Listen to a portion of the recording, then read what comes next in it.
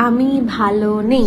এখনো অব্দি আমি অপেক্ষা করছি প্রবাহ আমাকে একটা ফোন করবে। তোমার সঙ্গে নাকি দেবলীনার একটা সম্পর্ক রয়েছে বলে এরকম কিছু একটা হ্যাঁ রয়েছে তো। আমার বোন 78 খানা ট্যাবলেট খেয়েছে। এটাই যে দেবলীনা নন্দীকে সবাই ভাবছে যে দেবলীনা নন্দী খুব ভালো একটা আর্টিস্ট, খুব আমরাও এটা ভেবেছিলাম, বাট এটা না, ও নিজের দরকারে মানুষকে ইউজ করে। তো আমাদের দুজনা নিয়ে 80,000 এর একটা ব্যাপার ছিল। তো আমরা যখন এটা আস্তে আস্তে চাইতে শুরু করলাম, আমরা টাকার বিল পাঠিয়েছি। তারপর দাদা তোমাদের টাকা দেবে কি করে? সব টাকা তো ও বরের পিছনেই উড়িয়ে যাচ্ছে। 24-25 হাজার টাকার দাম বেলটা, সেটাও নিয়ে এলাম। 31 পেয়েছি, পুরো টাকাটা দিয়ে আমি শপিং করে নিয়ে চলে এসেছি। লোকের টাকা মেরে ফুটানি। সত্যি কথা বলতে এটা তো আশা করিনি দেবলীনা দি তোমার কাছ থেকে। 24-25 হাজার টাকার দাম বেলটা।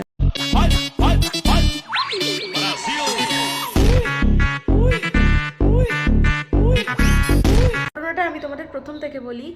ঘটনাটা হচ্ছে 6-7 দিন আগে দেবলীনাদির একটা জায়গায় কনসার্ট ছিল এবং সেখান থেকে সে বাড়ি ফিরে একটা ভিডিও বানায় এবং সেখানে সে বলে যে আমি ভালো নেই। নিজের ঠিকানা করে তারপরে নেক্সট স্টেপে যাও, নাহলে যখন তখন লোকেদের রাইট আছে তোমাকে ঘর থেকে বের।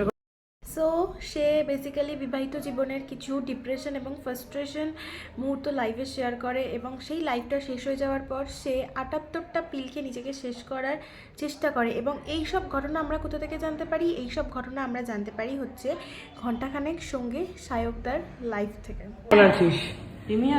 কতটা ভালো তুই? সত্যি কথা বল, কতটা ভালো আছিস? আরে সায়কদা, দেবলীনা দিকে একটু রেস্ট করতে যাও। যেখানেই যাবে সেখানেই ক্যামেরা উঠিয়ে ভিডিও করতে আরম্ভ করে দেবে, আবার নিজেকে বলো বেস্ট ফ্রেন্ড। যেখানে তোমার আর বন্ধুর মেন্টালি সাপোর্টের দরকার, তা না সেখানে তুমি তোমার কন্টেন্ট ভিডিও এগুলোকে সাপোর্ট করছো। বাহ, তাড়াতাড়ি ফিরবি তো? 8-9 তারিখে, 8 তারিখ থেকে, ঠিক আছে? দুদিন রেস্ট নিয়ে নে। এদিকে আমরা দোষ দিই কাকে? শ্রাদ্ধ ব্লগার সুমিকে, কারণ সে শ্রাদ্ধ বাড়িতে গিয়ে ব্লগ করেছে। তফাৎ শুধু এর সাথে একটাই, ও শ্রাদ্ধ বাড়ি, এ হসপিটালে। Same same but different. বন্ধুত্বর মানে যদি আমি ওদেরকে বোঝাতে যাই তো মুশকিল। আমি বলছি কষ্ট করতে হবে না। তোমার কাছে বন্ধুত্ব মানেই হচ্ছে ভিউয়ার্স, নিজের কন্টেন্ট, এগুলোই। না না, মাঝখানে একটা মিস করেছি। ফটো পাঠা, সত্যি যে খেয়েছিস তুই? সাহেবদা, কারোর বন্ধু যদি এরকম আত্মহত্যা করার চেষ্টা করে, সে যদি এরকম সিচুয়েশনে থাকে, তাহলে আমরা তাকে গিয়ে কি করব? মেন্টালি সাপোর্ট করব। কিন্তু তুমি গিয়ে কি করছো? ব্লগ করছো, তাই না? লজ্জা করে না তোমার নিজেকে বেস্ট ফ্রেন্ড বলতে? নাকি হেসে দেখবা। গুড আফটারনুন সবাইকে। ভিডিওর 5 সেকেন্ড দেবলীনাদির মুখকে দেখিয়ে তুমি এটা ওটা সেটা কিনতে যাচ্ছ, তো তাহলে এটাকে কি বলবো? ভিউয়ার্স পাওয়ার স্ট্র্যাটেজি না এগুলো? কারণ আমাদের সায়কদা তো খুব ভালোভাবেই জানে যে এখন দেবলীনাদি এখন ট্রেন্ডিংয়ে আছে, তার মুখ দেখালেই ভিউয়ার্স একদম মিলিয়নে ছুঁয়ে যাবে। যে কমেন্টগুলো বলুন বা আপনারা যে কমেন্টগুলো না জেনে করছেন, সেগুলোর জন্য আমার বোনের এফেক্ট হচ্ছে। তাহলে পারিবারিক ঝামেলাটা সোশ্যাল মিডিয়ায় কেন টেনে এনেছো? তোমরা টেনে এনেছো বলেই হয়তো এতগুলো কথা শুনতে হচ্ছে। তোমার কাছে অনেক অপশন আছে। এক হচ্ছে কমেন্ট বক্স বন্ধ করে দাও, অ্যান্ড সেকেন্ড হচ্ছে এসব সোশ্যাল মিডিয়ায় আনবেই না। কিন্তু না, তোমরা এগুলো সোশ্যাল মিডিয়ায় একের পর এক লাইভ করে দেখাতেই থাকছো। আজ এই হয়েছে, আমার বোন সেই করেছে, আমার বোন এই করেছে। কেন করছো এগুলো?